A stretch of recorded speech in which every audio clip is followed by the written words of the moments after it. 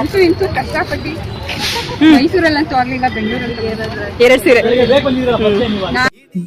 ಬೆಳಗಿನ ಜಾವ 4 ಗಂಟೆಗೆ ಹೋಗಿ ಕ್ಯೂ ಅಲ್ಲಿ ನಿಂತ್ಕೊಳ್ಳೋಣ ಅಂತ ಹೋದ್ರೆ ನನಗಿಂತ ಮುಂಚೆ ಯಾರೋ ಬೇರೆಯವ್ರನ್ನ ಕೂರ್ಸ್ಬಿಟ್ಟಿದ್ರು. ಅವ್ರು ಮಧ್ಯರಾತ್ರಿಯಿಂದನೇ ಮಲ್ಕೊಂಡ್ಬಿಟ್ಟಿದ್ರು ಅನ್ಸುತ್ತೆ, ಇಲ್ಲೇ ಕೂತಿದ್ದಾರೆ. ಅವರು ಬೇರೆ ಯಾರಿಗೋ ಟೋಕನ್ ಇಟ್ಕೊಳ್ಳೋದಕ್ಕೋಸ್ಕರ ಬೇಗ ಬಂದು ವೆಯ್ಟ್ ಮಾಡ್ತಾ ಇದ್ರು. ನಾನೇನು ಮೈಸೂರು ಸಿಲ್ಕ್ ಸೀರೆ ತಗೊಳ್ಳೇಬೇಕಂತ ಏನಿಲ್ಲ, ಆದ್ರೂ ಫಸ್ಟ್ ಟೈಮ್ ತಗೋಬೇಕು, 36 ವರ್ಷಕ್ಕಾಗಿದೆ, 36,000 ಒಂದು ಸೀರೆ ತಗೊಳ್ಬೇಕಂತ ಎಷ್ಟೋ ಕಷ್ಟಪಟ್ಟು ಹೋದೆ, ಮೈಸೂರಲ್ಲೂ ಸಿಗ್ಲಿಲ್ಲ. ಸೊ ಫೈನಲಿ ಬೆಂಗಳೂರಲ್ಲಿ ಟ್ರೈ ಮಾಡೋಣ ಅಂತ ಅಷ್ಟು ಬೇಗ ಹೋದಾಗ ಇವ್ರಿಷ್ಟು ಜನ ಬಂದ್ರು. ಅದಾದ್ಮೇಲೆ ಇಲ್ಲಿ ಟೋಕನ್ ಸಿಸ್ಟಮ್, ಎಲ್ಲ ಜನ ಬಂದ್ರು. ನಾವೇನೆ ಒಂದು ಟೋಕನ್ ಸಿಸ್ಟಮ್ಗೋಸ್ಕರ ಫಸ್ಟ್ ಬಂದವ್ರ ಹೆಸರು ಬರೆಯೋಣ ಅಂತ ಹೇಳಿ ನಾವೇ ಒಂದು ಪೇಪರ್ ತಗೊಂಡು ಹೆಸರು ಬರಿತಾ ಬಂದ್ವಿ.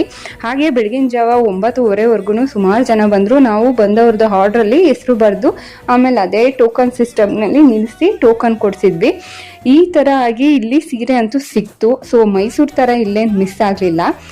ನಾವು ಮೈಸೂರು ಸಿಲ್ಕ್ ಆಸೆ ಇರಲೇ ಇಲ್ಲ, ಏನಕ್ಕೆ ತಗೋಬೇಕು ಅಂತ ಅನ್ಕೊಂಡೆ ಅಂದ್ರೆ, ನಮ್ಮ ಚಿಕ್ಕದ್ರಲ್ಲಿ ನಮ್ಮ ತಾತ ನಮ್ಮ ಅಪ್ಪ ಎಲ್ಲ ಹುಳ ಸಾಕ್ತಾ ಇರೋದು ಅಂದ್ರೆ ಗೊತ್ತಲ್ವಾ, ಆ ಚಿಕ್ಕ ಮೊಟ್ಟೆಗಳು, ಆ ಮೊಟ್ಟೆಗೆ ಎಲೆ ತಂದು ಆ ಎಲೆ ಕಟ್ ಮಾಡಿ ಮಡಿ ಮೈಲ್ಗೆ ಅಂತ ನೋಡ್ಕೊಂಡು ಹುಳ ಸಾಕಿ, ಹುಳ ಚೆನ್ನಾಗಿ ಆದಾಗ ಅದನ್ನ ಚಂದ್ರಿಕೆ ಮೇಲೆ ಹುಳ ಬಿಟ್ಟು ಆ ಹುಳ ಗೂಡು ಕಟ್ತಿದಂಗೆನೆ ಆ ಗೂಡನ್ನ ಬಿಸಿಲು ಬಂದಿದ್ದ ಕಡೆ ಚಂದ್ರಿಕೆನ ತಿರ್ಗಿಸಿ ಆ ಹುಳನ ಹಣ್ಣಾಗಿ ಗೂಡಾದ್ಮೇಲೆ ಅದನ್ನ ಬಿಡಿಸಿ ನಾವು ಮಾಡಿ ಸಿಲ್ಕ್ ವರ್ಕ್ನಿಂದ ಮೈಸೂರು ಸಿಲ್ಕ್ ಸೀರೆ ಮಾಡ್ತಾರೆ ಅಂತ ಕೇಳಿದ್ವಿ.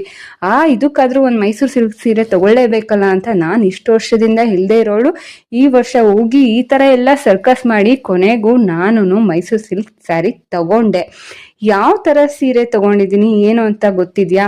ನೆಕ್ಸ್ಟ್ ವಿಡಿಯೋದಲ್ಲಿ ಅದನ್ನ ತೋರಿಸ್ತೀನಿ. ನೀವು ಹುಳ ಮೇಯಿಸಿದ್ದೀರಾ? ಹುಳ ಸಾಕಿರೋ ಅನುಭವ ನಿಮ್ಗಿದೆಯಾ?